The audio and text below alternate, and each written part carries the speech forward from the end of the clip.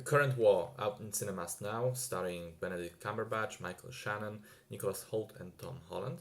It's a historical drama depicting the rivalry between Thomas Edison, played by Cumberbatch, with his direct current, and George Westinghouse, played by Shannon, with alternating current. Nikola Tesla is also present in the story, played by Nicholas Hoult, first as an employee of Edison, then working together with Westinghouse. So the film was actually shot back in 2017 and is just releasing now. Delays of such magnitude are never a good sign in the movie making business, and unfortunately, the worries were justified in this case as well. I will start with the good stuff though. As far as I could tell, the factual side of the story is presented rather honestly and is not deviating from the truth too much. At the beginning of the film, we follow Edison's perspective mostly, and I feared that he would be made into this hero type character. However, true to reality, he is shown to be a massive asshole to the people around him, a stubborn and ruthless man who tends to get obsessed with his work and who does not shy away from stealing the ideas of others and resorting to even smear campaigns and straight up lying to discredit his competition.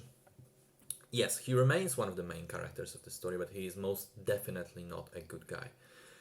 Then we have Westinghouse, who is shown as a much nicer person, although he too is flawed just in other ways.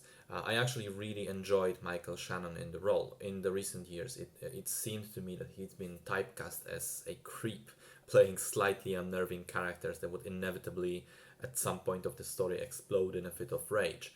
That happened in Take Shelter, in Boardwalk Empire, and in The Shape of Water. And that's fine, he's good at it, but I was curious to finally see him show some range, play something different, and I got it from him here. As far as Nicholas Hoult goes, his Tesla is not a huge presence in the story, unfortunately.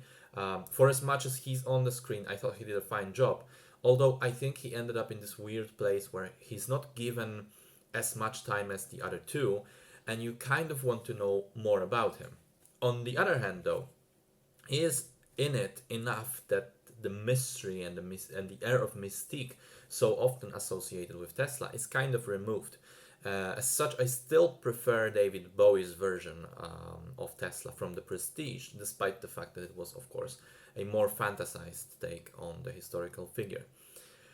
Unfortunately, the film has its fair share of problems. I was not a fan of the way it looks, despite the costumes and the sets and everything else looking quite good. The camera itself is often placed in a weird position, that the framing of the shots is off, there are weird cuts between the scenes, and most noticeably, the director uses a lot of Dutch angles, with the camera being slightly tilted to one side. Those types of shots are typically used in cinema to make the viewer feel slightly uncomfortable, but here, they're just here for no discernible reason at all. They're just randomly thrown in across the scenes. It made me think of the first Thor movie, which was also guilty of the same shit.